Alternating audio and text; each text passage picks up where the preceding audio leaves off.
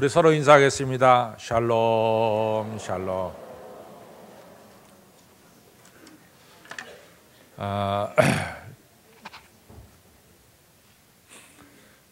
최근에 이제 카톨릭에 이제 한동안 우리 매스컴에 많이 주목이 됐습니다. 그것은 교황이었던 분이 한 600년 만에 처음으로 교황 재임 중에 사임을 했고, 그래서 다시 교황이 선출됐죠. 그래서 아르헨티나 출신의 프란치스코 교황이 선출됐습니다.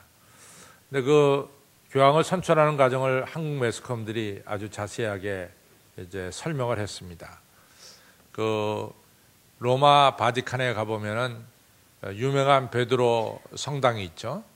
근데 베드로 성당 옆에 시스티나 이 채플이라고 이 옆에 있습니다. 근데 사실 실제로 시스티나 채플에 가보면은 꽤 커요. 꽤 큰데 원체 베드로 성당이 크다 보니까 시스티나 채플은 좀 작게 보이는 것뿐이지, 실제로는 시스티나 채플 하나만 갖다 놔도 제가 보기엔 1000명은 예배드리는 장소가 되지 않을까, 이 정도로 큰 것이 바로 시스티나 채플인데, 거기에 이제 세계 추기경들이 모여가지고 무기명 투표에서 3분의 2 이제 이 투표를 받은 분이 교황으로 선출되는 그런 과정을 이번에 매스컴이 잘 설명해 줬습니다.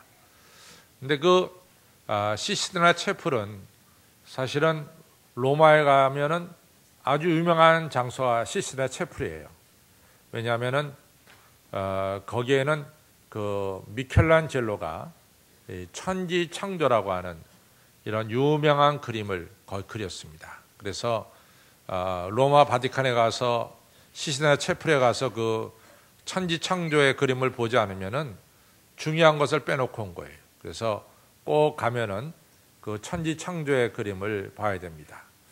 그래서 제가 오늘 천지창조의 그림 중에 아담의 창조라는 부분을 좀 설명을 해드리려고 그러는데, 저는 사실 뭐 미술에 이렇게 조예도 없고, 그런데 오늘은 잠깐 제가 큐레이터가 좀 되려고 합니다. 한번 보시기 바랍니다. 이게 그 시스티나 벽화에 있는 천장의 그림에 있는 이제 이 미켈란젤로가 그린 아담의 창조입니다. 천지 창조 중에 아담의 창조라는 부분이죠. 아시다시피 미켈란젤로가 이 천지 창조를 이 천장의 그림을 그렸으니까 4년을 그렸어요. 4년을 그렸는데 정말 중노동입니다. 그가 표현한 대로 되게 옛날 사람도 수염을 길렀잖아요. 그러니까 수염이 이 천장을 향했고, 내 목이 어깨에 붙었다.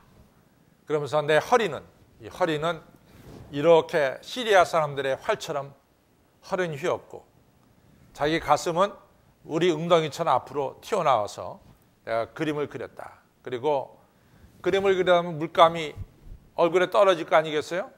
그래서 마치 내 얼굴은 이 페인트가 떨어진 도로처럼 내 얼굴은 물감으로 범벅이 됐었다.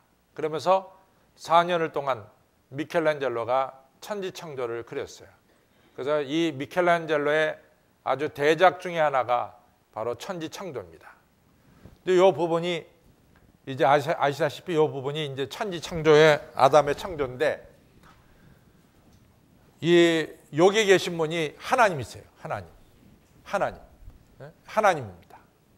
근데 하나님께서 이제 인간에게 다가가시는 거 아니에요. 그렇죠? 하나님이 인간에게 다가가시는데, 하나님의 온 몸이, 그렇죠? 온 몸이 지금 누구에게 쏠려 있냐면은 인간에게 쏠려 있습니다. 인간을 만나시려고 이렇게 손을 쭉 뻗으신 것이 이제 나오는 거죠. 그렇죠? 그게 느껴져요? 안 느껴져요? 그렇잖아. 하나님이 온몸을 쏠려가지고 이렇게 하잖아, 지금. 그래도 안 느껴져요? 그래갖고 인간을 잡으려고 손을 쭉 뻗으신 우리 하나님 보시라고. 얼마나 우리 하나님이 인간에게 가까이 가시는지 말이죠. 그렇죠? 근데 가까이 가시는 우리 하나님의 그 근육이 말이지 얼마나 인간을 향했는지 아주 이 근육이 다 보이잖아요. 그 다음에 요건 뭐냐? 이거는 뭐냐면은 하나님이 타고 다시는 구름차입니다. 구름이거든요, 구름. 그러니까 하나님 움직이실 때는 뭐 타고 움직이세요? 구름 타고. 이 구름이라고, 구름. 그래가지고 이 구름 속에 이 천사들이 같이 다니잖아요. 그래서 여긴 다 천사예요. 이제는 다 천사들입니다. 이 천사들이 이 구름차를 몰면서 하나님과 함께 다니시는데 하나님은 인간에게 가까이 가시려고, 인간에게 가까이 가시려고 손을 쭉 뻗었어요. 이것이 바로 이 천지 창조 중에 아담의 창조의 한 부분입니다. 그런데 그렇다면 인간은 지금 어떻게 하고 있느냐? 여기 인간이 아담이거든요. 아담인데 아담은 어떻게 하고 있느냐? 아담은 하나님만큼 이 하나님을 만나려고 하는 의지가 있나요, 없나요? 없잖아.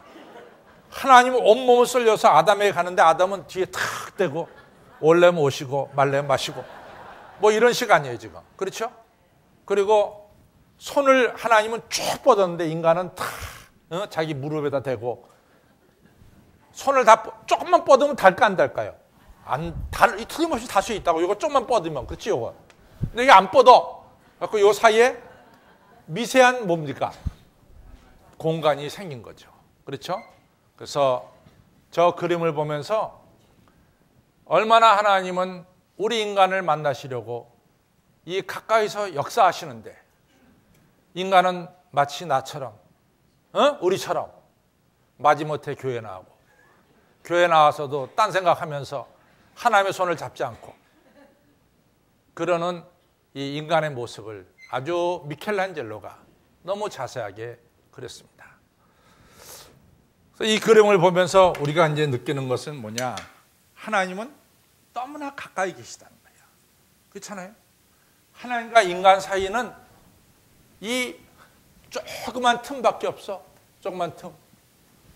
요 틈은 누가 메꿔야 될까요? 하나님은 뻗을 대로 다 뻗었어. 그럼 요 틈은 누가 메꿔야 될까? 여러분과 제가 메꿔야 되는 틈이라고.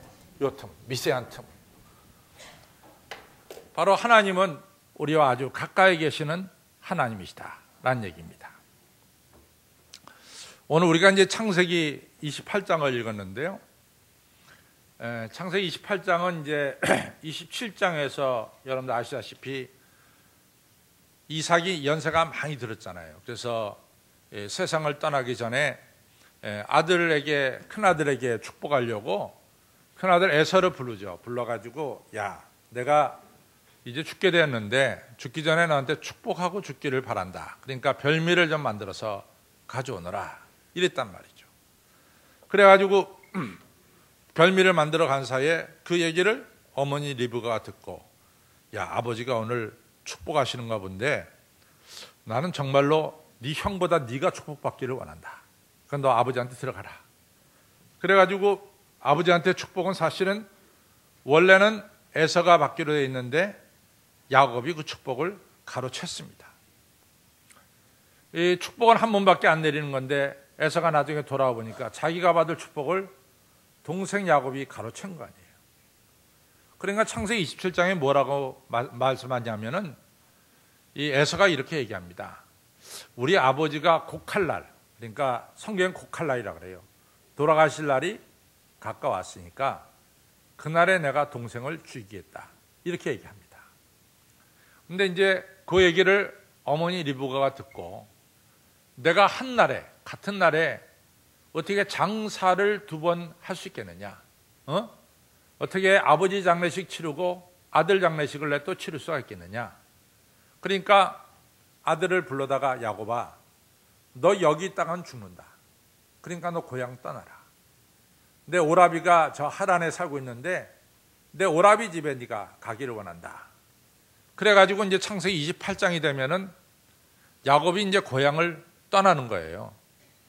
근데 여러분 지금에는 우리가 인구가 많아가지고 여기저기 가도 사람이 많지만은 제가 이 반포에 이 1972년대 한번 왔었거든요.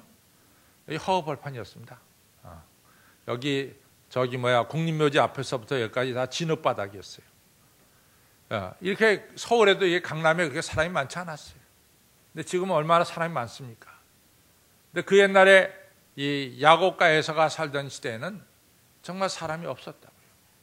그래서 고향을 떠난다고 하는 것은 이것은 사실은 사형 다음에 가는 엄청난 벌이 고향에서 떠나는 거예요.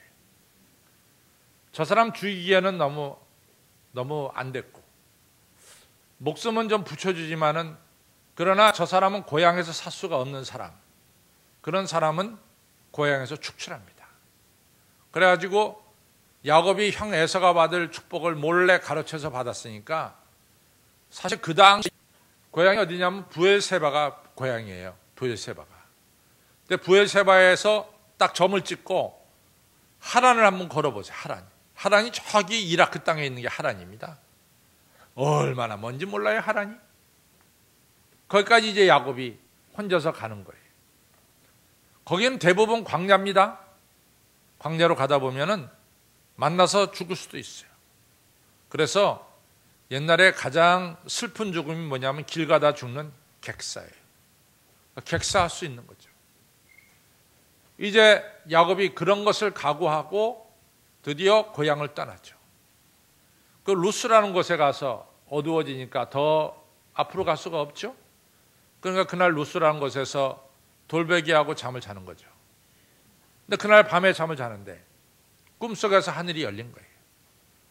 그리고 하늘로부터 사닥다리가 쭉 내려왔어. 그리고 천사가 그 사닥다리를 통해서 오르고 내리고 하는 거예요. 그러면서 위에 보니까 하나님이 계시는 거죠. 오늘 창세기 28장 13절에 야곱아 나는 네 조부 아브라함의 하나님이고 너네 아버지 이삭의 하나님이다. 그러면서 13절에 내가 누운 땅을 다 너한테 주겠다. 그리고 14절로 넘어가서 내가 네 자손을 땅에 편만하게 많이 주겠다. 그 다음에 중요한 것은 15절입니다.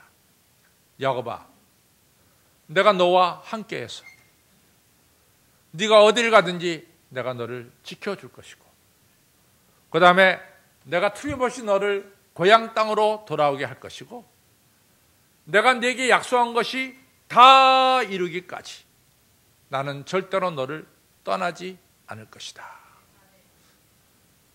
야곱은요 이 사람이 살지 않는 광야에 하나님이 계시다고는 생각하지 않았어요. 이 광야에는 하나님이 없다라고 생각했어요.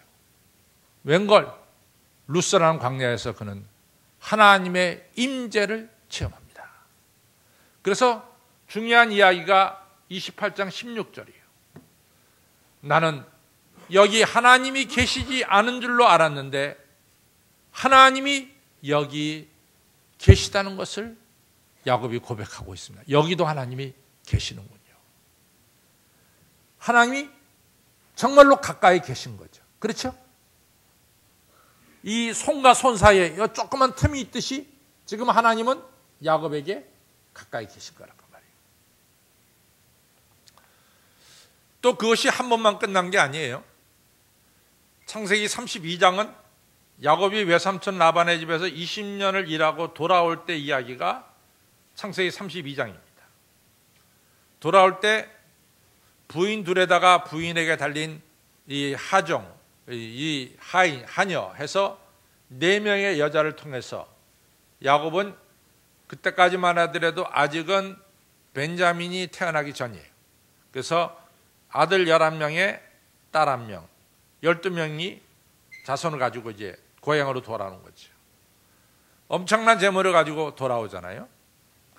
그때 이제 야곱의 생각에는 20년 전의 일이니까 형 에서가 20년 전의 일은 다 잊어버리고 자기가 형을 그리는 것처럼 형도 자기를 그리워할 줄로 생각을 했어요. 그런데 웬걸 야복강가에 왔을 때 소식이 들려오기를 형 에서가 군대 400인을 데리고 동생 야곱을 죽이러 온다는 거예요. 야곱이 참 겁이 덜커덕 났습니다. 20년 전에 있었던 일을 형이 아직도 잊지 않고 자기를 죽이러 온다니까 야곱이 겁이 났어요. 그래갖고 일단 야곱이 야복강을 부인들을 건너게 하고 재물들을 다 건너게 하죠. 그리고 어둡게 된 컴컴한 밤에 야곱이 혼자 남아서 전전긍긍했습니다. 어떻게 이 위기를 벗어날 수 있을까? 어떻게 나를 죽이러 오는 형의 마음을 누구로 때릴 수가 있을까? 이런 생각을 하고 있었죠. 그래갖고 한밤중인데 아무도 사람이 없었어요. 근데 누가 야곱의 등을 딱 쳤어.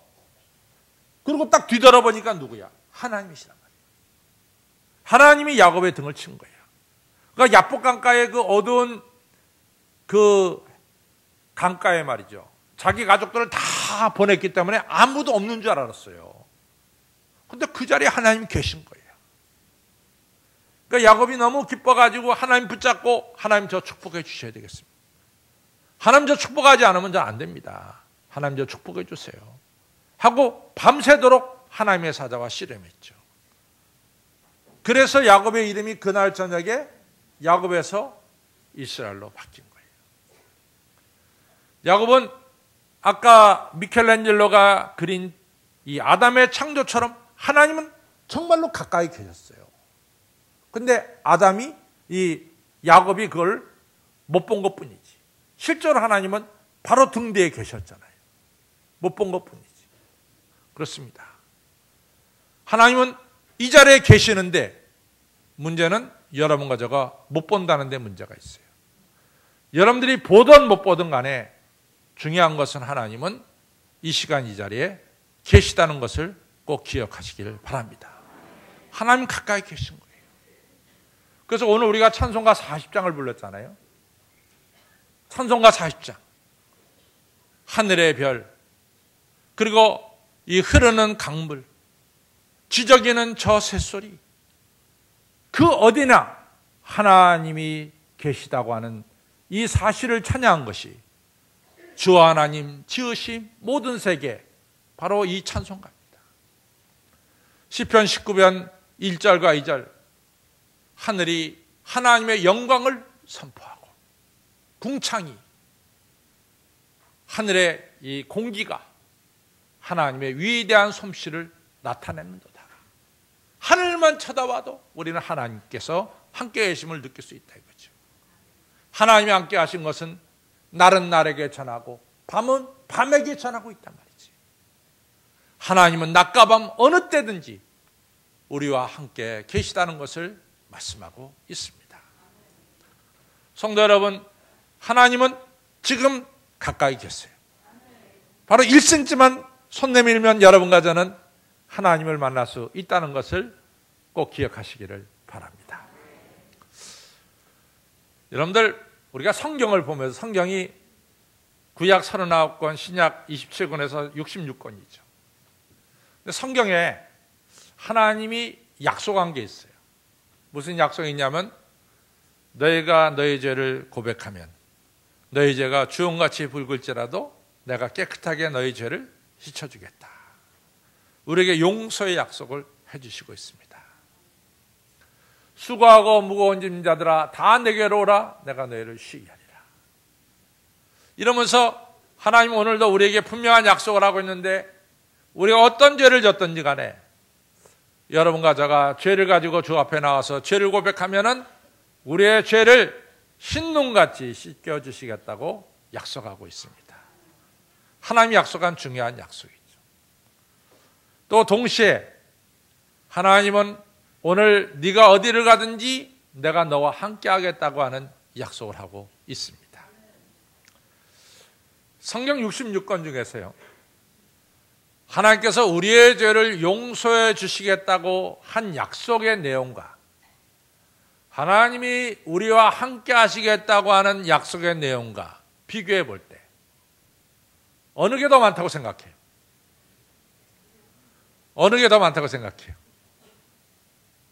분명한 것은 우리 죄를 용서해 주시겠다는 약속보다도 하나님이 우리와 함께 하시겠다는 약속이 훨씬 더 많습니다. 그러니까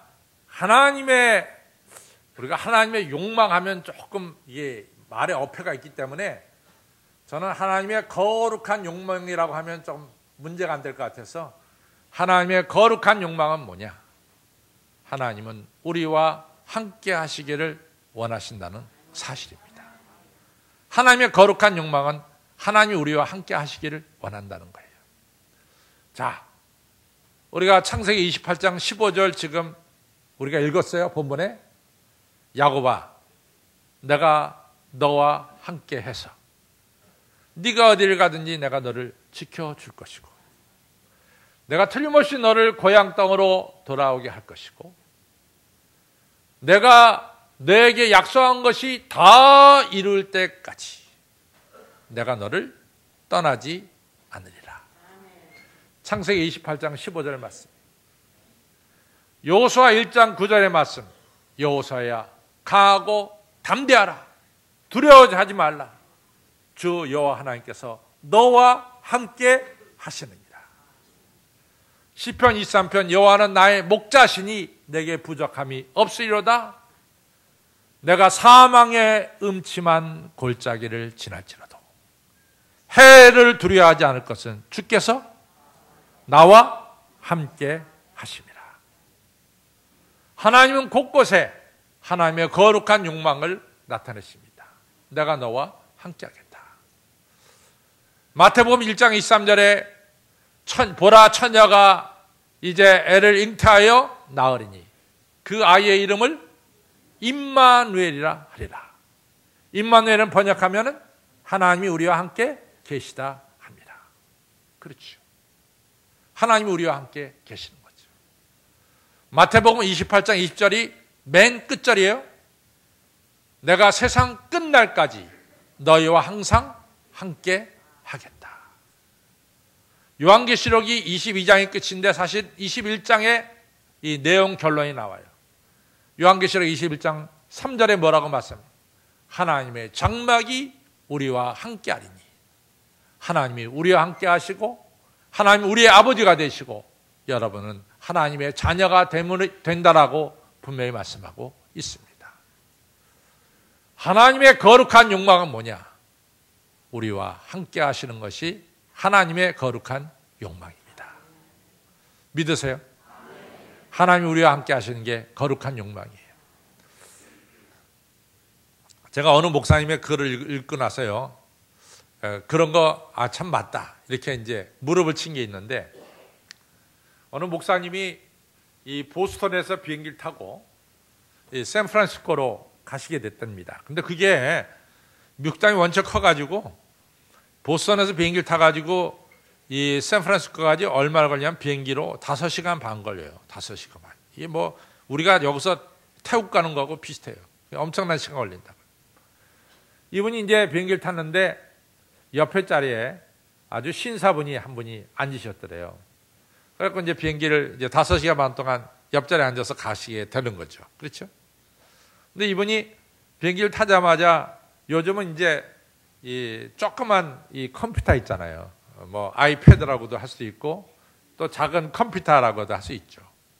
되게 이제 비행기 타면 전부 다 아이패드 비슷한 걸 꺼내놔 가지고 그걸 가지고 이제 뭐 글도 쓰고 뭐 읽기도 하고 그러잖아요. 근데 그 옆에 있는 신사가 그 조그만 컴퓨터를 꺼내더니 말이지 동영상을 보고 있더래요. 근데 동영상을 보니까 어떤 동영상이냐면은 이 돌이 채 안 된 아이가 한 11개월 된 남자아이인데 일어서 가지고 이제 걸음마를 시작하는 게 동영상에 이제 나오더라는 거죠. 근데 우리 생각이 뭔가 한 번 보면 되잖아. 근데 이 신사는 보고 또 보고 보고 또 보고 그러면서 막 웃는 거야, 이 혼자서. 그러니까 옆에 목사님이 앉았다가 목사님, 제가 보기 목사님이 이제 신사한테 그럽니다. 신사, 선생님 이 아이가 선생님 아이같이 보이네요. 그랬더니 네 맞습니다. 우리 아들입니다. 그러더래요. 그 한마디 딱 했는데 그 다음부터 이제 이 신사가 설명하는 거예요. 자기 아들에 대해서. 여러분들 돌 대가지고 걸은 사람 있어요, 없어요? 돌 대가지고 못 걸어? 돌 지나서 걷는 건 약간 늦는 거예요. 그렇죠? 그다음에 10개월, 6개월 때 걷는 건 좀 너무 빠른 거고, 그렇죠? 예. 되게 돌 되면은 걸어요. 그렇기 때문에 여러분과 저가 다 걷는 거야. 그 특별히 이상한 거 아니라고. 누구 집 아이나 뭡니까? 돌 되면 걷는 거야. 누구 집 아이나. 그런데 이 사장은 말이지, 세상에 자기 아이만 돌 돼서 걷는 것처럼 설명하는 거야. 그래가지고 얘가 어떻게 일어나고 어떻게 걷고, 그거 안 본 사람이 어딨어. 나도 맨 밑으로 내 동생이 5명이나 돼가지고 다 봤는데. 그래가지고 이거 그냥 잔뜩 설명하는 거지. 너무나 흥분돼가지고. 그러면서 정말 신기한 것처럼 설명을 하더래요. 그러면서 그러길래 이제 목사님이 정말 아들 보고 싶겠네요. 그랬더니 너무 보고 싶습니다. 그러더래요. 그래서 목사님 생각에는 이 아버지가 이 아들하고 한 일주일 이상 떨어져 지내는가 보다. 이렇게 생각을 한 거죠. 그래서 아들과 언제 떨어졌습니까? 그랬더니 어저께 떨어졌습니다. 하루 지났는데도 그렇게 보고 싶은 거예요. 이게 뭡니까? 아버지가 자녀를 향한 사랑입니다. 하나님이 우리를 그렇게 사랑하고 있어요. 하나님은 여러분과 저와 함께 하시는 것이 하나님의 뭡니까? 거룩한 욕망입니다. 저 따라서요. 하나님께서는 우리와 함께 하시는 것이 하나님의 거룩한 욕망이시다. 이게 하나님의 욕망이에요.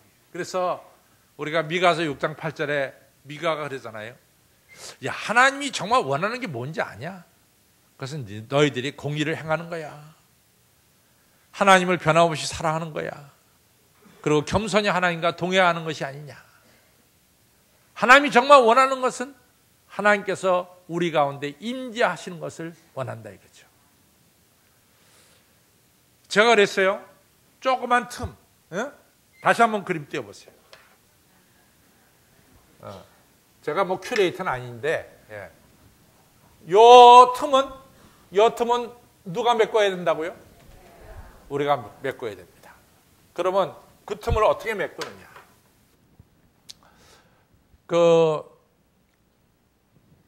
열왕기 하 6장에 보면요, 뭐가 나오냐면은 엘리사가 도단성에 있었거든요. 그러니까 아람 군대, 지금의 시리아 군대가 엄청난 군대를 보내가지고 엘리사를 죽이려고 했어요.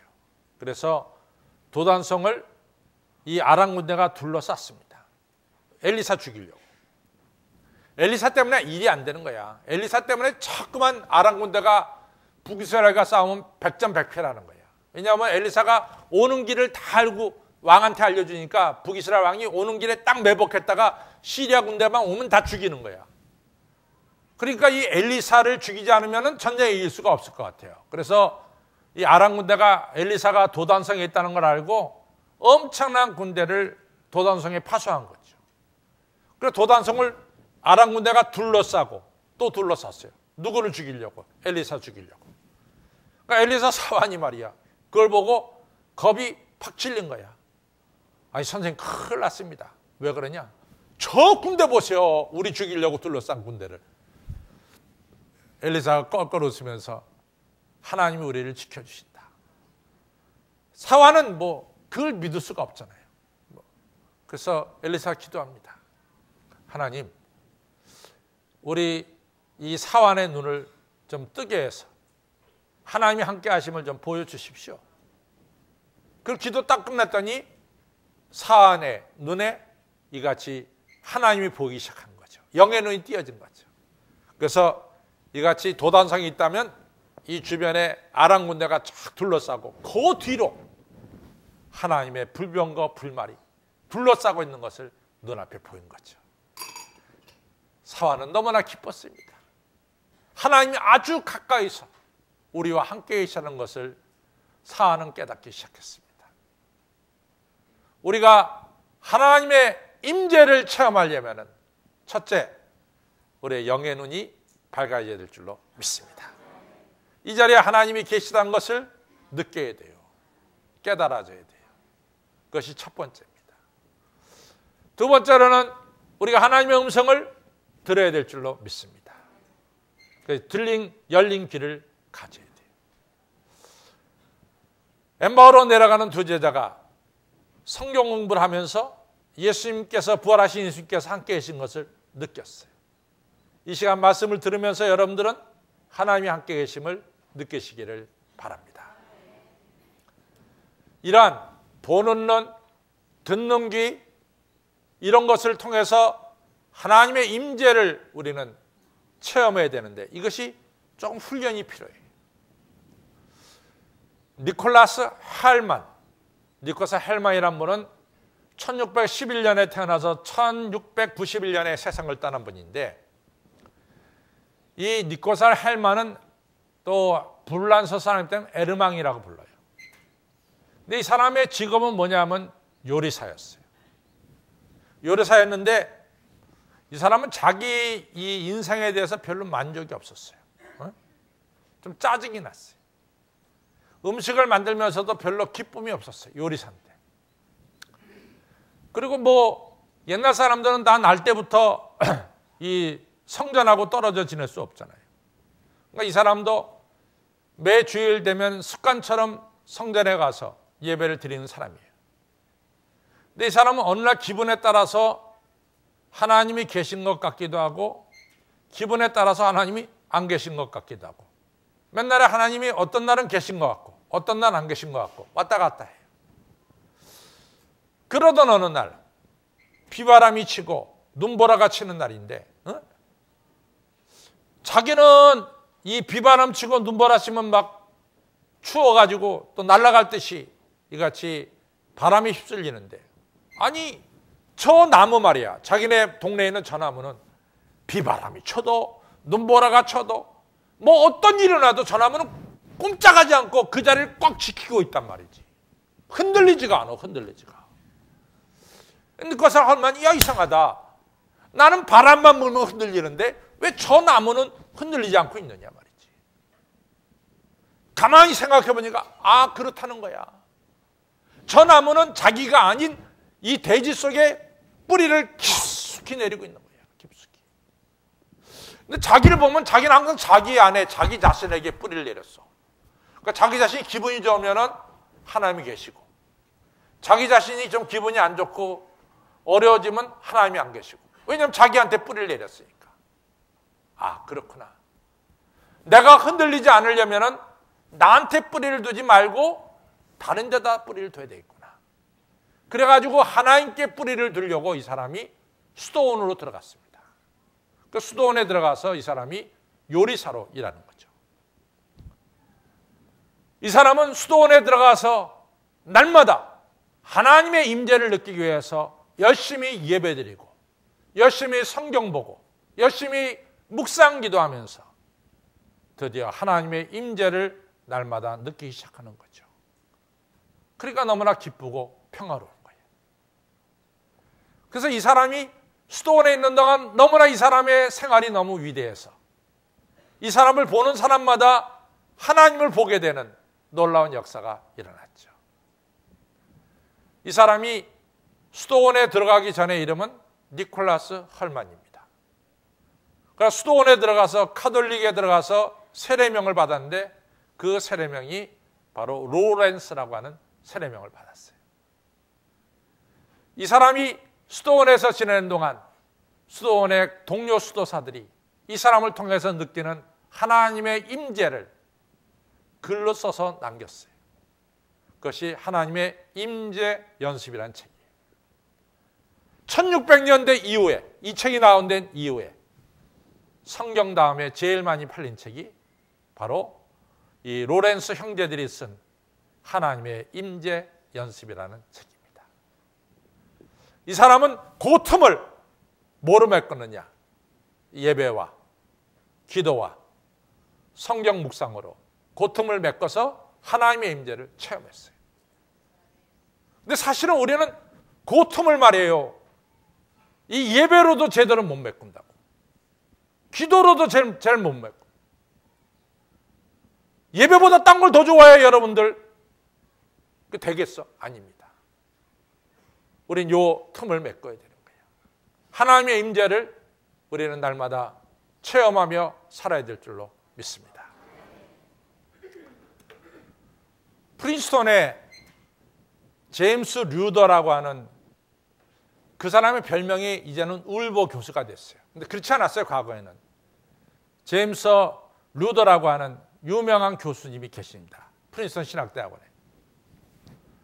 근데 이 프린스턴 신학대학원의 제임스 루더 교수가 하루는 자기 아내와 같이 자동차를 타고 가는데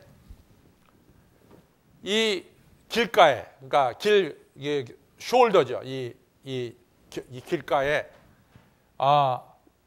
어느 나이 드신 할머니가 이 고속도로인데 이 갓길에 말이죠. 자동차가 펑크가 나가지고 자동차 바퀴를 갈아 끼는 거예요. 근데 제임스 루더 교수가 보기에 너무 안 됐어. 연세 드신 분이 이걸 풀면서 자동차 바퀴를 바꾸는 게 보니까 너무 안 됐어요. 그래서 아내한테 우리 가족 도와줍시다. 그래 아내도 도와주자고 말이지. 그래갖고 자기 가던 차를 갖다가 앞서 가던 차를 좀 뒤로 바꿔갖고 이 갓길에 차를 세웠어요. 그리고 제임스 루더 교수가 나와가지고 그 연세 드신 할머니 자동차 바퀴를 같이 바꿔주는 거죠. 열어가지고 렌치로 풀어가지고. 근데 어느 미친 차가 말이지 그 갓길로 그냥 쫙 들어와서 그 목사님을 갖다가 교수님 갖다가 꽉 쳐버렸어. 갑작스럽게. 그래서 그 교수님 가슴 위로 이 자동차 바퀴가 턱 걸쳐 앉았는 거야. 그러니까 그냥 사모님이 깜짝 놀랐을 거 아니야. 순식간에 이루어진 일이니까. 순식간에. 이게 자동차 바퀴가 자기 남편 가슴에 올라있으니 이게 뭐 얼마나 안타까운 일이에요. 그러니까 이 사모님이 기도했어요. 하나님, 저한테 힘을 좀 주세요. 힘을 주세요. 기도하고 이 사모님이 그 올라간 자동차를 드니까 들리는 거예요, 이 차가. 그래가지고 목사님을 그 자동차 밑에서 끌어냈습니다. 교수님을. 그랬더니 이미 벌써 엄지손가락 하나는 떨어져 나갔어. 그리고 갈비뼈 5개가 부러졌어요. 근데 그 중에 하나가 허파를 콱 찔른 거야. 그러니까 피가 막 쏟아지기 시작하는 거지. 피가. 하나가 허파를 찔렀으니까.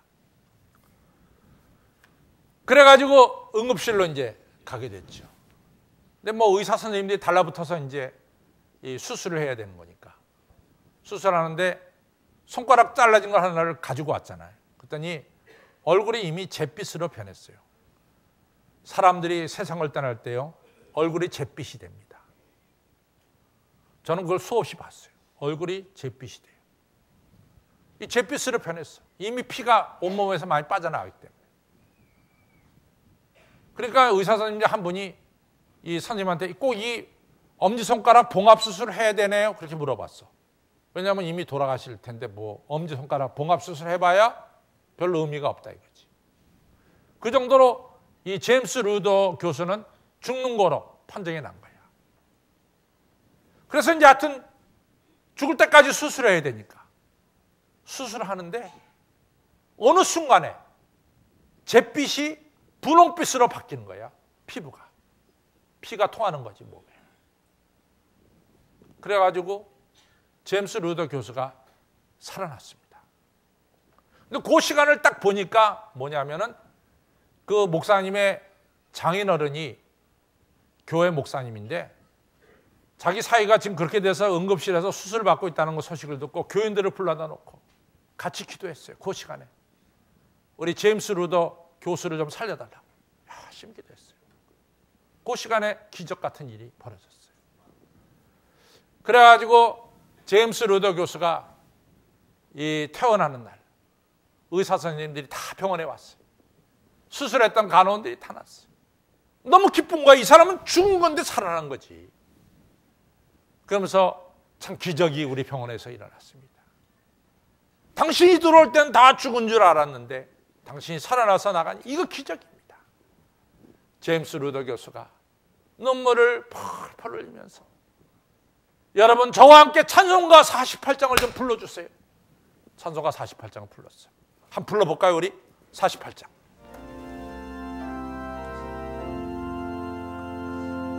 만유의 주제 존귀하신 예수 인자가 되신 하나님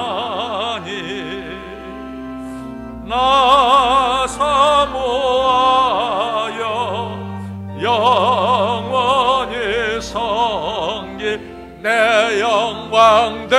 하신 주로다.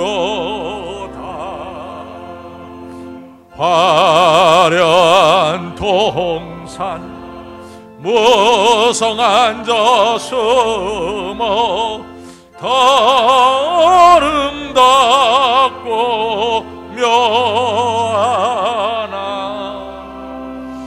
성결한 예수 더 아름다워 봄 같은 기쁨 주시네.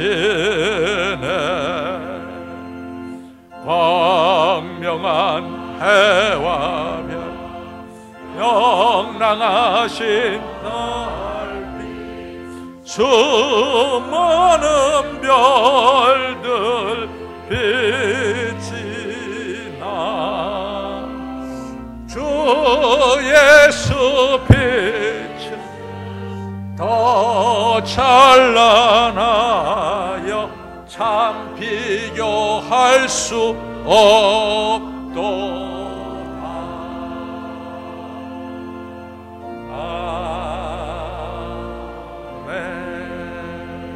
아멘. 그래요. 우리 하나님은 우리 가까이 계신 거야. 하나님의 거룩한 욕망은 우리와 함께하는 것이 하나님의 거룩한 욕망입니다. 찬송을 통해서 하나님의 임재를 체험하시고 예배를 통해서 하나님의 임재를 체험하시고 기도를 통해서 조금 멀어진 우리와 하나님 사이에 이 틈을 꽉 잡으세요. 그래서 하나님의 임재를 체험하며 살아가는 여러 성도님들이 되시기를 주님의 이름으로 축원합니다. 기도하겠습니다. 아버지 하나님 감사합니다. 하나님께서는 지금 이 자리 가까이 계시는데 우리가 가까이 계신 하나님을 뵙지 못할 때가 많습니다. 우리는 하나님께로 우리의 몸을 앞으로 쏠리지 않고 뒤에다가 힘을 주면서 애써 하나님을 외면하려고 하는 어리석음이 우리들에게 있습니다.